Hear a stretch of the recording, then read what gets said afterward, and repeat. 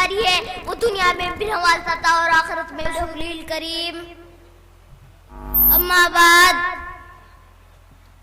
فاعوذ باللہ من الشیطان الرجیم. بسم اللہ الرحمن الرحیم. مشکل تھے راستے آسان ہو گئے، دشمن یہ دیکھ کر حیران ہو گئے. رکھا میرے نبی نے دنیا میں جب قدم، پتھر بھی کلمہ پڑھ کر مسلمان ہو گئے. میں آپ کے سامنے اس مختصر وقت میں محبت رسول جیسے مقدس عنوان پر گفتگو کرنا چاہتا ہوں. معزز سامعین، اس دنیا میں ہزاروں لوگ ایسے گزرے ہیں، نہ ہی ہمیں انہیں کبھی دیکھا ہے اور نہ ہی ہمیں ان سے کوئی رشتہ دار رہے اور نہ ہی ہمیں ان سے کوئی جانی ہماری فائدہ حاصل ہوتا ہے، لیکن اس کے باوجود ہم ان سے محبت کرتے ہیں، ان سے عقیدت رکھتے ہیں اور ان کی تذکرے بھی کرتے ہیں. لیکن کیوں ہم ان سے محبت، ان سے عقیدت ان کی خصوصیات اور کمالات کی وجہ سے کرتے ہیں. جیسا کہ ہم حاتم طائی سے محبت کرتے ہیں، ہم حاتم طائی سے محبت اس کی سخاوت کی بنا پر کرتے ہیں. ہم نوشیروان سے محبت کرتے ہیں تو ہم نوشیروان سے محبت اس کے عدل انصاف کی بنا پر اس سے محبت کرتے ہیں.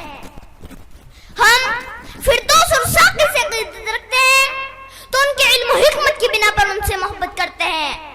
ہم مصر کی کلیوپیٹرا کا نام لیتے ہیں تو اس کے حسن و جمال کی بنا پر اس کا نام لیتے ہیں. لیکن کیوں اگر ہم ان لوگوں سے ان کی خصوصیات اور کمالات کی وجہ سے محبت کر سکتے ہیں تو ہمیں نبی پاک صلی اللہ علیہ وسلم کی ذات سے محبت کیوں نہ کرنی چاہیے جو ان کمالات کا مجموعہ بھی ہے. اور یہ بھی ایک حقیقت ہے کہ جو ان لوگوں میں کمالات پائے جاتے تھے وہ کامل نہیں بلکہ ناقص تھے اور میرے پیغمبر کا ہر کمال کامل تھا.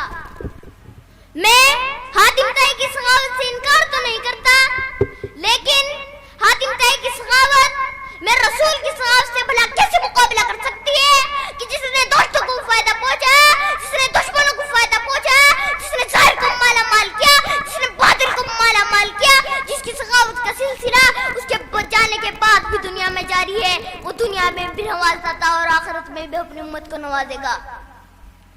میں نوشیروان کے عدل انصاف سے بھی تو انکار نہیں کرتا، لیکن نوشیروان کا عدل انصاف میں رسول ہاشمی صلی اللہ علیہ وسلم کے عدل انصاف سے بلا کیسے مقابلہ کر سکتا ہے کہ جس نے عرب کے ظالمانہ ماحول میں عدل کے میٹھے چشم جاری کر دیے اور جس نے یہ تک کہہ دیا کہ اگر میری بیٹی فاطمہ بھی چوری کرے گی تو ہم اس کے بھی ہاتھ کاٹ دیں گے. میرے دوستو، ہم مصر کی کلیوپیٹرا کا نام کیوں لیتے ہیں؟ کیونکہ خاک و آسمان سے اور ذرے کو بروس سے بلا کیا نسبت ہے. میرے رسول کے حسن کا مقابلہ تو وہ مصر کے حسین بھی نہیں کرتا جسے دیکھ کر چند عورتوں نے اپنے ہاتھ کاٹ لیے تھے اور ان کے ہوش و حواس گم ہو گئے تھے.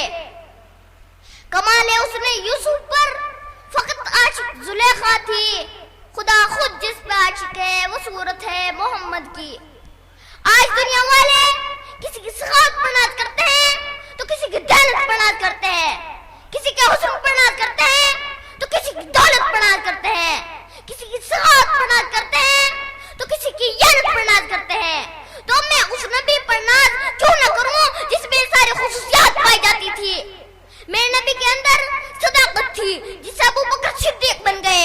میرے نبی کے اندر عدالت تھی جس سے عمر عادل بن گئے. میرے نبی کے اندر سخاوت تھی جس سے عثمان غنی سخی بن گئے. میرا نبی بہادر تھا جس سے علی شیر خدا بن گئے. میں اس سے آگے بڑھ کر کہنا چاہوں گا کہ میرے نبی کے اندر رب کائنات نے ہر وہ کمال رکھ دیے تھے جو آدم علیہ السلام سے لے کر عیسیٰ علیہ السلام تک تمام انبیاء میں فردن پایا جاتا تھا. میرے نبی کے اندر آدم کا خلق تھا، نوح کی تبلیغ تھی، ابراہیم کا عمل و توحید تھا، اسماعیل کا اصرار تھا، موسیٰ کا جلال تھا،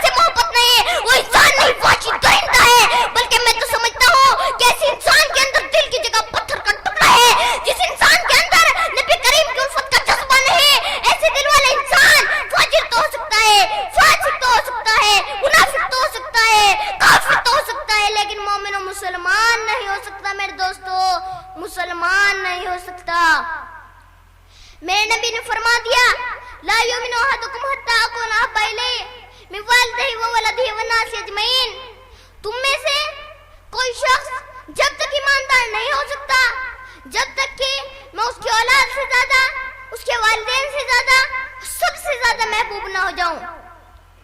تو آئیے ہم اپنے گریبان میں جا کر دیکھیں کہ کہیں ہمارے دلوں میں اپنے والدین کے لیے، اپنی اولاد کے لیے، اپنے عزیز و قریب کے لیے اور اس دنیا کے لیے ان سے زیادہ محبت نہیں ہے، اور اگر ہے تو اس کا مطلب افسوس کے ساتھ میرے دوستوں ہمارے ایمان کو خطرہ ہے. میں اور میرے پروردگار نے فرما دیا جو رسول تمہیں دے اسے لے لو اور جس سے منع کرے اسے چھوڑ دو. آخر میں صرف ایک بات کہنا چاہوں گا کہ تمام بیرونی طاقتوں کو ہم سے ٹکرانے سے پہلے یہ بات کبھی فراموش نہیں کرنی چاہیے، ہم مسلمان ہیں، ہمارے رگوں میں خون کے بجائے محبت رسول گردش کرتا ہے. ہم دین محمد کے وفادار سپاہی، مر جائیں گے ایمان کا سودا نہ کریں گے. وآخر دعوانا الحمدللہ رب العالمین.